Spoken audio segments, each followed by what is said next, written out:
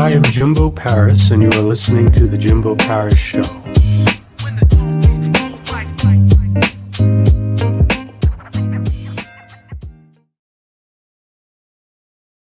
Hello, everyone. How's it going? This is Jimbo Paris here. Welcome again to The Jimbo Paris Show. So we have Michelle Dickinson here, a very reputable woman who has done quite a bit, especially in the mental health area. From what I understand, she is the owner of Trifecta Mental Health. She's focused on improving mental health, at least when it comes to employees, people. And she also was a TEDx speaker as well. So she's done quite a bit. And I definitely like to sit down with her and kind of break down all the great things she's done today on this show. Let's bring her up.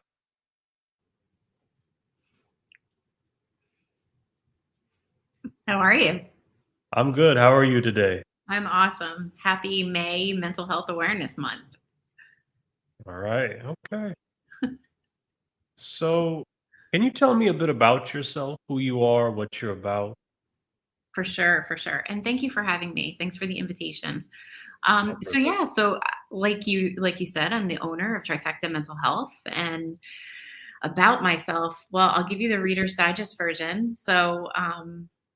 I found myself giving the TED Talk, found myself getting very connected to wanting to do more for people, really make a difference in the world, created my own company, and really just wanted to elevate people's understanding and compassion for those struggling.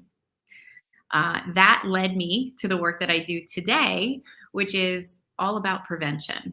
I believe in my heart that there are things we can all be doing to help us preserve our mental health. We don't have to wait until we hit burnout. And I'm really passionate about that for two reasons. One, I grew up with a mom who had bipolar disorder.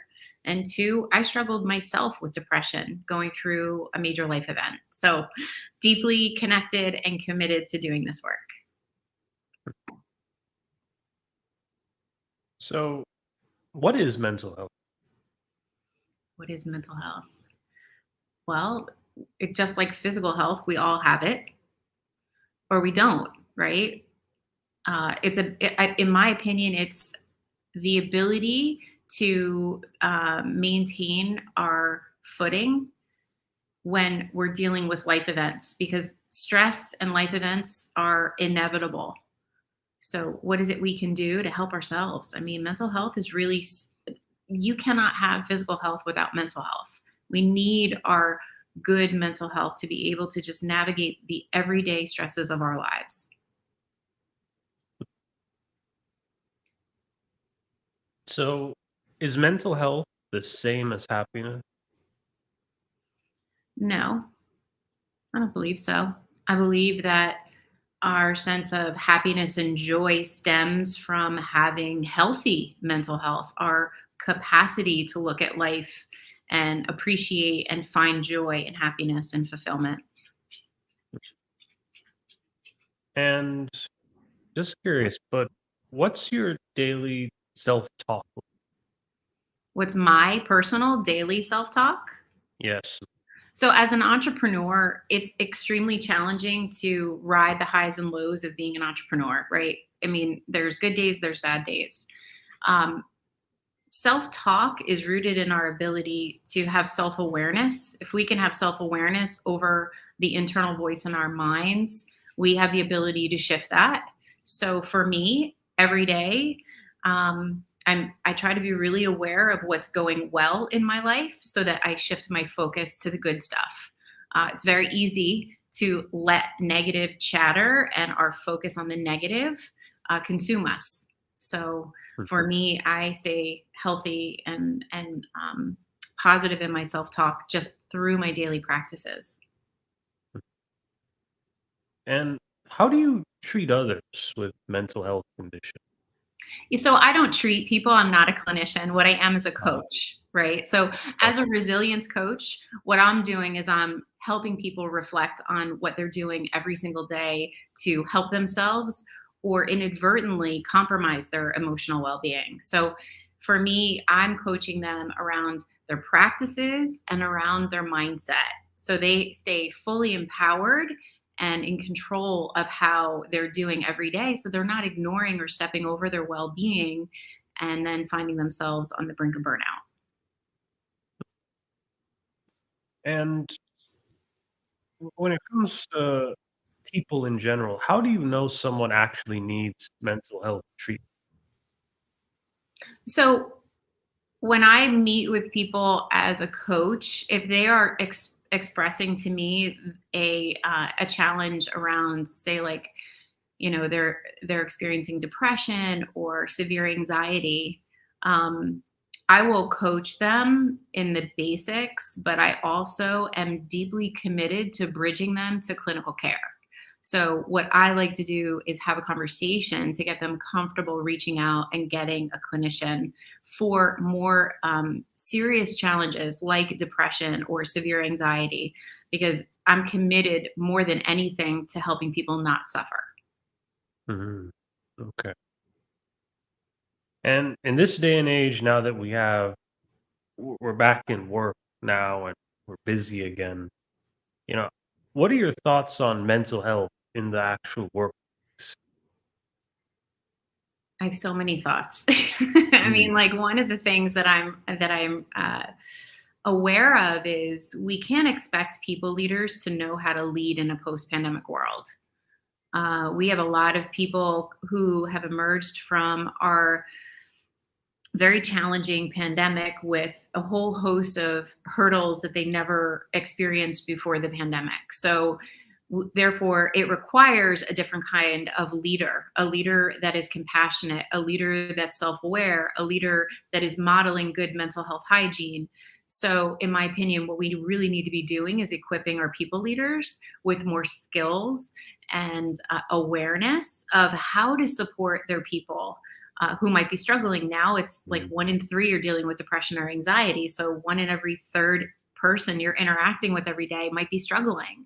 So that mm, requires a different level of compassion, understanding, um, and modeling to help people access care if they need it, or just have better practices to help themselves.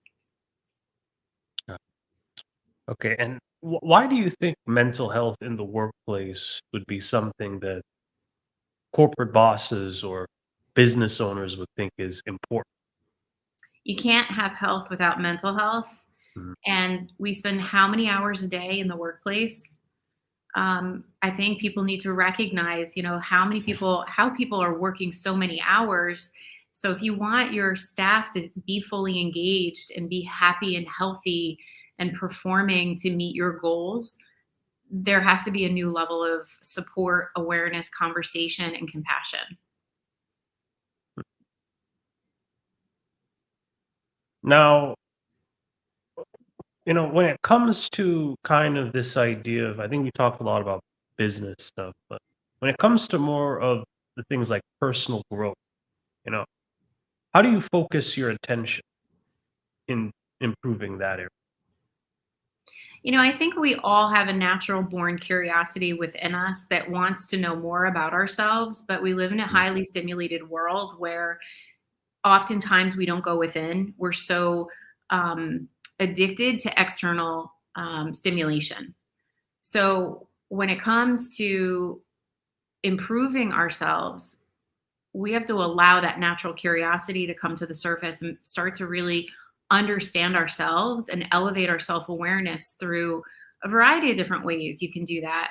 But when we're aware, then we get to become mindful of how we're showing up in the world and how our actions are impacting those around us. mm.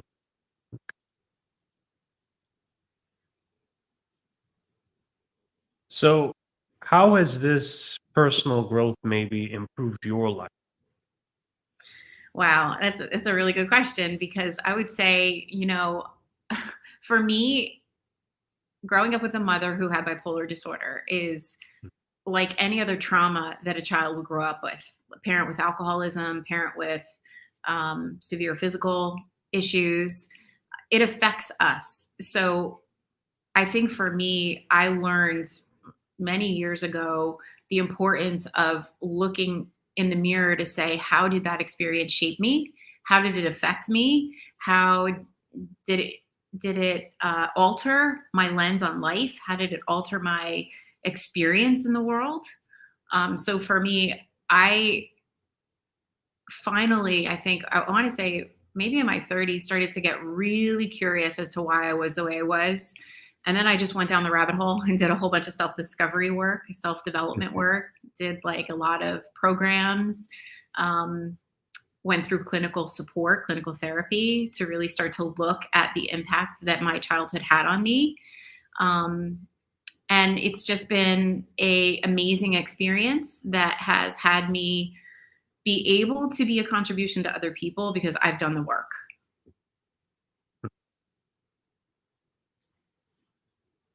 And if you could change one thing in your life, what would it be?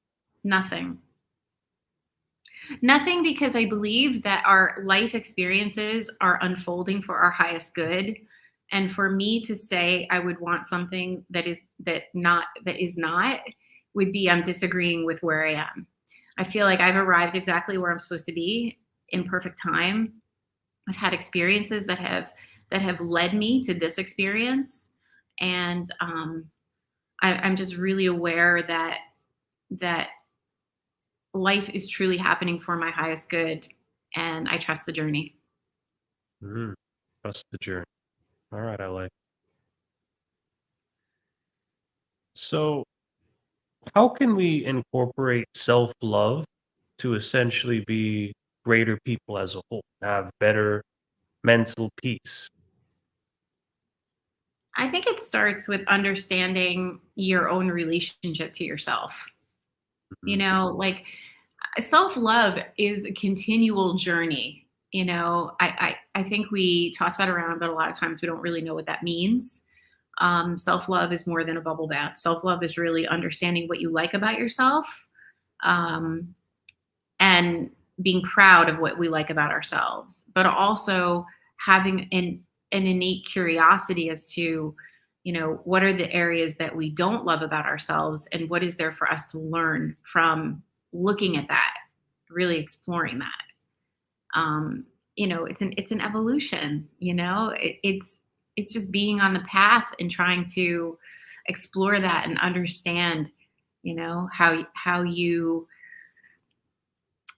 how you are so that you can tap into a greater experience of joy and love and fulfillment in your own life. When we're not in love with ourselves or we don't like ourselves, our experience of life is very, very different, you know? So if you want joy and you want fulfillment and happiness in your life, you really do need to look in the mirror and start it all does start with our ability to love and appreciate ourselves. So, how did you begin to tap into your self-love? So for me, it's been a journey of like I said, self discovery, like programs. I did a lot of self awareness programs. I had my bout with depression that forced me to look in the mirror and say, like, why is it that what my world is imploding? It's from those dark moments that we can rise again and learn from those experiences. So, and it's still a journey. I haven't arrived. I haven't figured it out. I wouldn't be able to say that like I've arrived, I figured it out. Like it's a journey. I'm still on it. I'm still always looking to say, why does this irritate me? Why did this piss me off? Why did this person rub me the wrong way? Why am I so upset about something? Why am I anxious about something? It's just constantly looking and expanding and saying, all right, I get that part of me and I get why I'm that way, like, so it's a process. And speaking of kind of the future, what unfulfilled dreams do you have at the moment?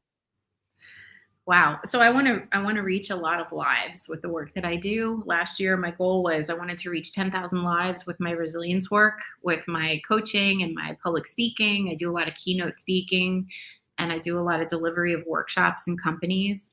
So for me it's all about impact and the number of lives touched, because I know with more people's lives touched, the more joy is going to be restored in their life. So unfulfilled dream for me would be reaching many, many more people than I have with this work. Mm. Okay, so speaking of that, like, what is kind of the highest priority that you have in your life? Highest priority.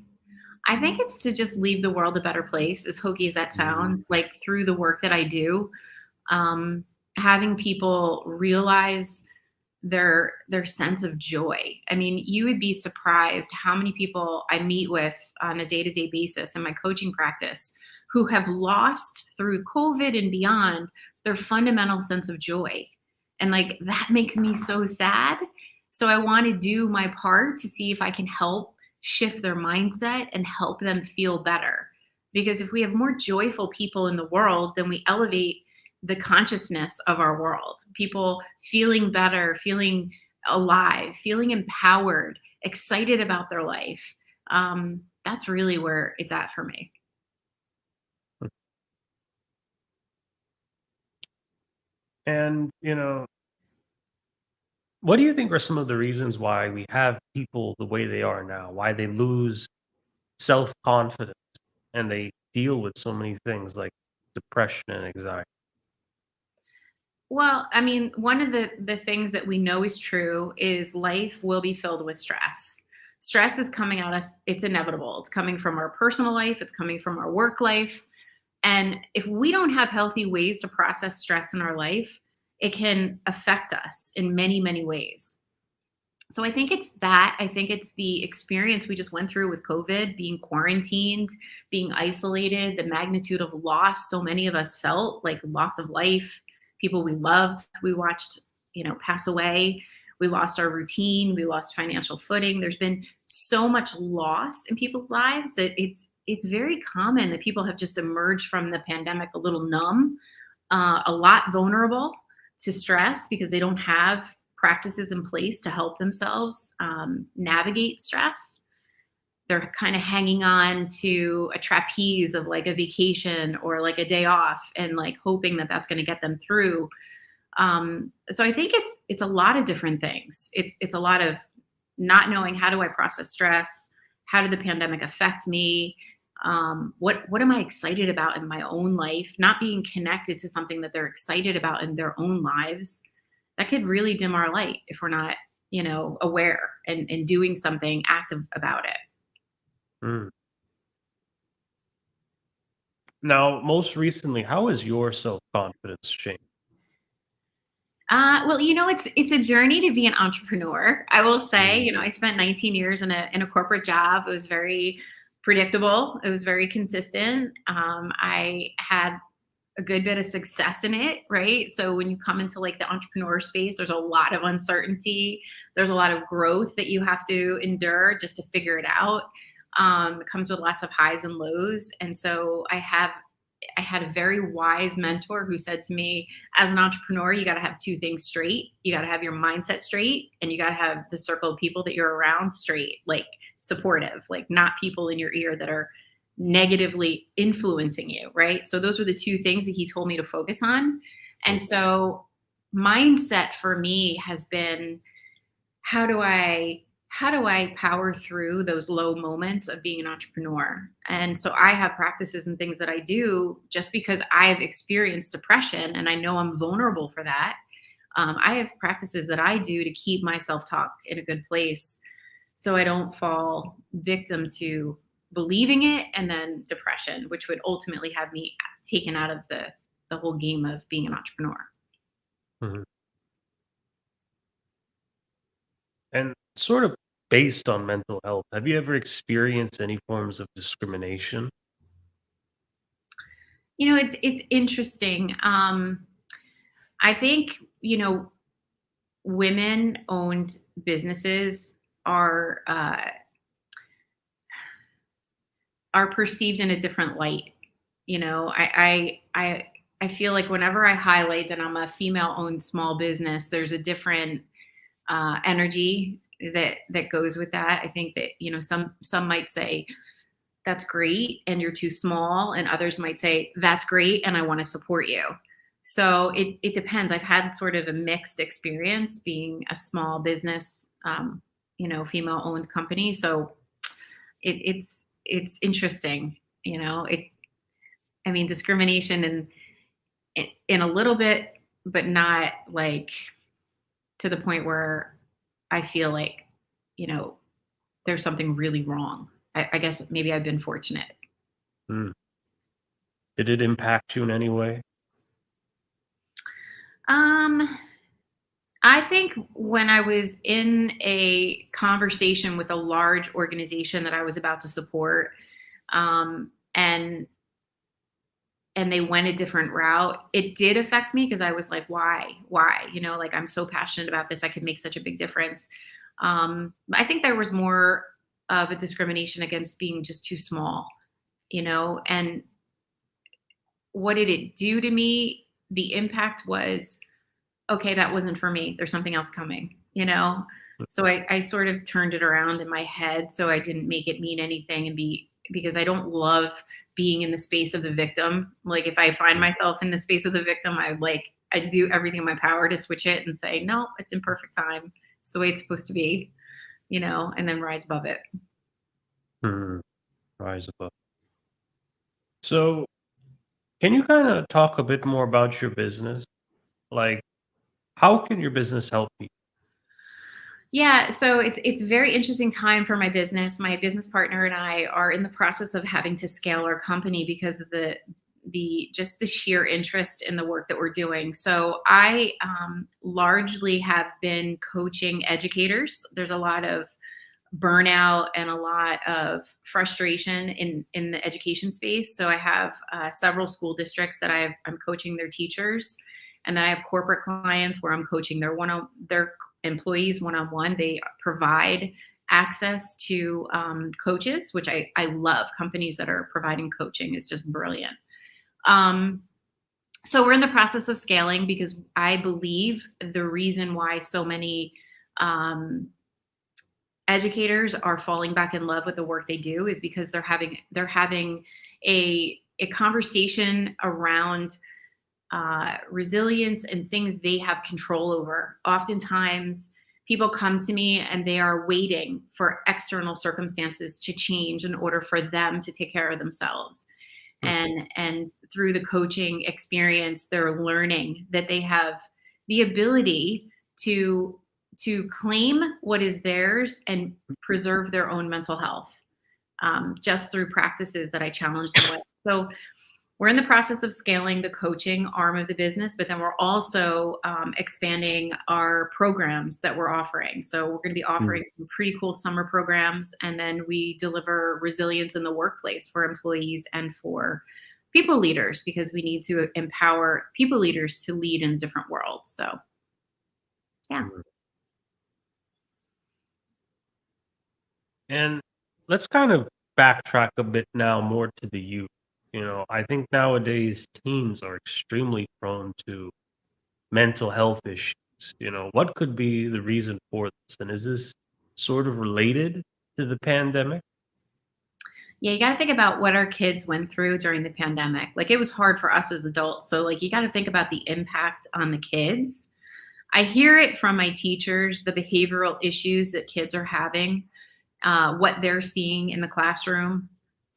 It's significant. But I also believe that as adults, we have such a profound opportunity to demonstrate what it looks like, um, to to like have good mental health, take care of ourselves, um, and really model for kids openness around how they're doing, and entering into conversation, not suffering in silence. I have people that come to me and say, "Well, how do I help my children? This is wonderful for me, but how do I help my children?" And I just say, model what you want them to do, show them how you're taking care of yourself, have open conversations when you're having a bad day, when you're struggling. Normalize these types of discussions in the home, so there isn't fear or trepidation around, having an open discussion about how they're feeling. Because yeah, there's a lot of kids that are suffering. I mean, like, and there's a lot of suicide amongst Mhm. our youth, and we can do more. We can do more by just showing them how to take care of ourselves. Okay. And Is there any advice that you could potentially give to any listeners out there that may be dealing with mental health problems? Yeah, I mean, I think first and foremost, you have to get present to how you're really doing, right? So you might not know if you're struggling with a mental health issue, but you might have a sense of like emotional drag, or you're just not the joyful person you know yourself to be, right? So I would say the first step is self awareness and really being honest with yourself when you get up in the morning. Are you like, dragging out of bed, dreading the day? Are you riddled with all of your worries? Um, that's not necessarily, setting you up for a good path forward. You're probably going to, if you were to guess what the probable, almost certain future is, if you were to do nothing, you will probably be in a darker place a few weeks from now. So you have the ability to shift that. You have the ability to change that. So like one of the things that I recommend, because I see it all the time in my clients, is they're just like falling into their day. They're like, the alarm clock goes off, they hit snooze, snooze, snooze, and then they catapult out of bed and like rush into their day. And it's like a cortisol fueled initiation into your morning, right? And then you get to work and you're inundated with stress. Plus, you have family stress that is coming at you. Like, don't do that. Don't fall into your day. Get up in the morning with some intentionality. Spend a few moments for yourself. Clear your head, whether you're sitting in prayer or you're sitting in meditation. Take like 15 minutes for yourself. Ground yourself, you know, get present to what's good. It's so easy to focus on what's wrong, what's bothering you, what needs to be fixed, what needs your attention. Like just get present to what's good. So like stop falling into your day and get present to what's good. Those are the two things that I would say. Start there and see if that gives you better momentum throughout your day. But you got to do it repeatedly. It's not like, it's kind of like a shower. Just because you took one yesterday doesn't mean you don't take one today. So you have to keep doing it. Hmm. And you're also the author of a memoir called Breaking Into My Life. Um, what type of book is that? And why'd you write Yeah, so it is a memoir. It's about my experience growing up with my mom who had bipolar disorder. Really just wanted to share that story with people. So I guess I wanted people to realize that you could overcome anything in your life. And for me, my story was, you know, what led me to do the work I'm doing, obviously. But I wanted to really humanize mental health. I wanted people to realize there's mental health shouldn't be something that we are afraid of or, fear. It's not what we hear in the news. It's like my mom she was, she was a beautiful soul and she suffered from bipolar disorder, and she was abusive because she was suffering because the it? hurt other people, right? So my whole goal with writing the book was really just let's humanize mental health. Let's have people who maybe had a parent who struggled feel less alone. um, so yeah, that was really the goal. And just for the final question here, how can we reach out to you? This has been an amazing interview. Thank you, Jimbo. Well, LinkedIn is absolutely a really great place to connect with me, because what you're gonna see is I'm gonna be posting all kinds of things around preserving your mental health, resilience. I'm really passionate about empowering people. So I would say LinkedIn is probably a really good place to start. And then I'm offering resilience tips on TikTok, Resilience Coach Michelle, on TikTok. So you can absolutely follow me there. I am doing a rebranding, so we're going to be coming out with some fresh new content. Um, there is an interview right there that you're showing with my own therapist. I talked about my experience with depression with my own therapist, Dr. Maselli. So you could check that out too. Yeah. All right. So just to end off this show, I just got to do a few quick shout outs here. First one is going to be Life Work Systems by Judy Ryan. She is our affiliate partner, and she is also focused on mental health, creating a better collegial environment within large workspaces of hundreds of people. Next thing I would like to shout out here is our YouTube channel. Please subscribe now, ring that bell. And then our Roku TV channel, please look at that too. This will be on Roku TV as well as all of our other episodes and shows. And then also Jimbo Paris Academy. Want to start your own business? Learn how to work with virtual assistants, learn marketing skills. You can learn those all for free. We're starting up our academy soon, so check that out as well. And then our final thing, support us on Ko-fi, donate to us, give us a coffee so we can continue making great content like this. All right. Thank you again for being on the show. This is the Jimbo Paris Show. See us again.